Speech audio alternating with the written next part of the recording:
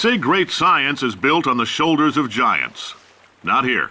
At Aperture, we do all our science from scratch. No hand-holding. The average human male is about 60% water. As far as we're concerned, that's a little extravagant. So if you feel a bit dehydrated in this next test, that's normal. We're going to hit you with some jet engines and see if we can't get you down to 20 or 30%. For this next test, we put nanoparticles in the gel. In layman's terms, that's a billion little gizmos that are going to travel into your bloodstream and pump experimental genes and RNA molecules and so forth into your tumors. Now, maybe you don't have any tumors. Well, don't worry. If you sat on a folding chair in the lobby and weren't wearing lead underpants, we took care of that too. If you've cut yourself at all in the course of these tests, you might have noticed that your blood is pure gasoline. That's normal. We've been shooting you with an invisible laser that's supposed to turn blood into gasoline, so all that means is it's working. Just a heads up, that coffee we gave you earlier had fluorescent calcium in it so we can track the neuronal activity in your brain. There's a slight chance the calcium could harden and vitrify your frontal lobe. Anyway, don't stress yourself thinking about it. I'm serious. Visualizing the scenario while under stress actually triggers the reaction. All these science spheres are made of asbestos, by the way. Keeps out the rats. Let us know if you feel a shortness of breath, a persistent dry cough, or your heart stopping, because that's not part of the test. That's asbestos. Good news is the lab boys say the symptoms of asbestos poisoning show a median latency of 44.6 years. So if you're 30 or older, you're laughing. Worst case scenario, you miss out on a few rounds of canasta. Plus, you forwarded the cause of science by 3 centuries. I punch those numbers into my calculator, it makes a happy face. If you need to go to the bathroom after this next series of tests, please let a test associate know, because in all likelihood, whatever comes out of you is going to be coal. Only temporary, so do not worry. If it persists for a week, though, start worrying and come see us, because that's not supposed to happen. Just a heads up, we're going to have a superconductor turned up full blast and pointed at you for the duration of this next test. I'll be honest, we're throwing science at the wall here to see what sticks. No idea what it'll do. Probably nothing. Best case scenario, you might get some superpowers. Worst case, some tumors, which we'll cut out. If you're allergic to peanuts, you might want to tell somebody now, because this next test may turn your blood into peanut water for a few minutes. On the bright side, if we can make this happen, they're going to have to invent a new type of Nobel Prize to give us, so hang in there. Now, if you're part of control group Kepler-7, we implanted a tiny microchip about the size of a postcard into your skull. Most likely you've forgotten it's even there. But if it starts vibrating and beeping during this next test, let us know, because that means it's about to hit 500 degrees, so we're going to need to go ahead and get that out of you pretty fast. All right, we're working on a little teleportation experiment. Now, this doesn't work with all skin types, so try to remember which skin is yours, and if it doesn't teleport along with you, we'll do what we can to sew you right back into it. Ha! I like your style. You make up your own rules, just like me. Bean Counter said I couldn't fire a man just for being in a wheelchair. Did it anyway. Ramps are expensive. The lab boys just informed me that I should not have mentioned the control group. They're telling me I ought to stop making these pre-recorded messages. That gave me an idea. Make more pre-recorded messages. I pay the bills here. I can talk about the control group all damn day. We haven't entirely nailed down what element it is yet, but I'll tell you this, it's a lively one, and it does not like the human skeleton. Oh, in case you got covered in that repulsion gel, here's some advice the lab boys gave me. Do not get covered in the repulsion gel. All right, let's get started. This first test involves something the lab boys call repulsion gel. You're not part of the control group, by the way. You get the gel. Last poor son of a gun got blue paint. All joking aside, that did happen. Broke every bone in his legs. Tragic, but informative. Or so I'm told. I'm telling them, keep your pants on. All right, this next test may involve trace amounts of time travel. So, word of advice, if you meet yourself on the testing track, don't make eye contact. Lab boys tell me that'll wipe out time. Entirely. Forward and backward. So, do both of yourselves a favor and just let that handsome devil go about his business. If you're hearing this, it means you're taking a long time on the catwalks between tests. The lab boys say that might be a fear reaction. I'm no psychiatrist, but coming from a bunch of eggheads who wouldn't recognize the thrill of danger if it walked up and snapped their little pink bras, that sounds like projection. They didn't fly into space, storm a beach, or bring back the gold. No, sir, we did. It's you and me against the world, son. I like your grit.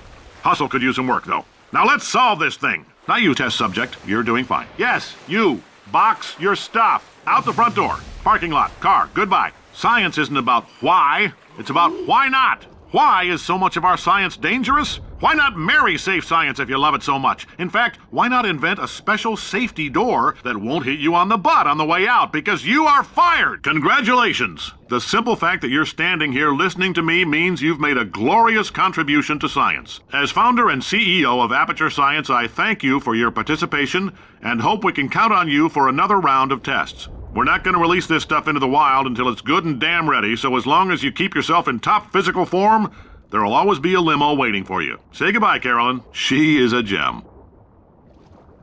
Right.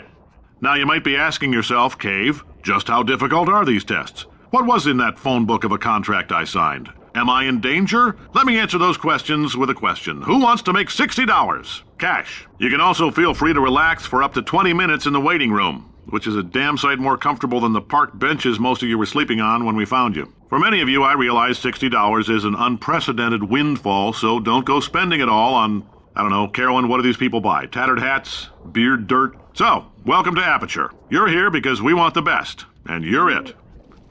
Nope. Couldn't keep a straight face. Anyway, don't smudge up the glass down there. In fact, why don't you just go ahead and not touch anything unless it's test-related. Greetings, friend. I'm Cave Johnson, CEO of Aperture Science. You might know us as a vital participant in the 1968 Senate hearings on missing astronauts. And you've most likely used one of the many products we invented, but that other people have somehow managed to steal from us. Black Mesa can eat my bankrupt... The testing area is just up ahead. The quicker you get through, the quicker you'll get your $60. Carolyn, are the compensation vouchers ready? This on? Hey, listen up down there. That thing's called an elevator, not a bathroom. Great job, astronaut, war hero, and/or Olympian. With your help, we're gonna change the world. If you're interested in an additional $60, flag down a test associate and let them know. You could walk out of here with 120 weighing down your bindle if you let us take you apart, put some science stuff in you, then put you back together, good as new. In case you're interested, there's still some positions available for that bonus opportunity I mentioned earlier. Again, all you gotta do is let us disassemble you.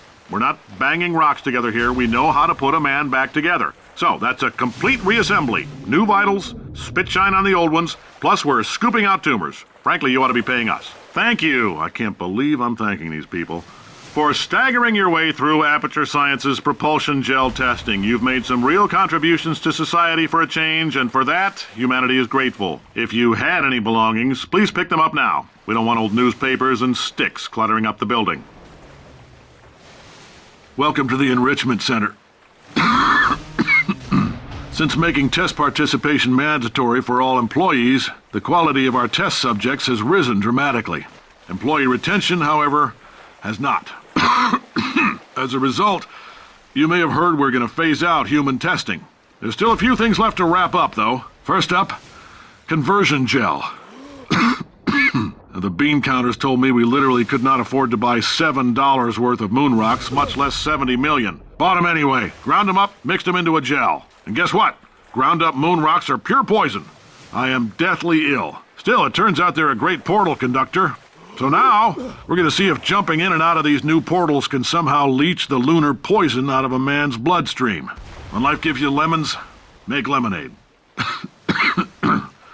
Let's all stay positive and do some science. That said, I would really appreciate it if you could test as fast as possible. Carolyn, please bring me more pain pills. The point is, if we can store music on a compact disc, why can't we store a man's intelligence and personality on one? So I have the engineers figuring that out now. Brain mapping, artificial intelligence. We should have been working on it 30 years ago. I will say this, and I'm going to say it on tape so everybody hears it 100 times a day. If I die before you people can pour me into a computer, I want Carolyn to run this place. Now she'll argue. She'll say she can't. She's modest like that, but you make her. Hell, put her in my computer. I don't care. All right, test's over. You can head on back to your desk. All right, I've been thinking. When life gives you lemons, don't make lemonade. Make life take the lemons back. Get mad. I don't want your damn lemons. What am I supposed to do with these? Demand to see life's manager. Make life rue the day it thought it could give Cave Johnson lemons. Do you know who I am? I'm the man who's gonna burn your house down with the lemons. I'm going to get my engineers to invent a combustible lemon that burns your house down!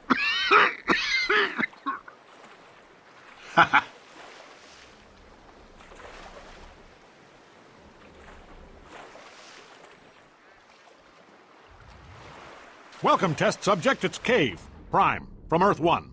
I am speaking to you from across time and space. I am literally in the future. Hold on. What?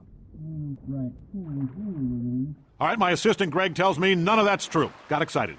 You are the first test subject we have ever sent into a parallel universe, which apparently has nothing to do with time travel. Still exciting. Anyway, you should be seeing a test chamber in front of you. We designed it. Those backwater universe yokels built it, and you're going to test it. Remember, you gotta let us know if it works.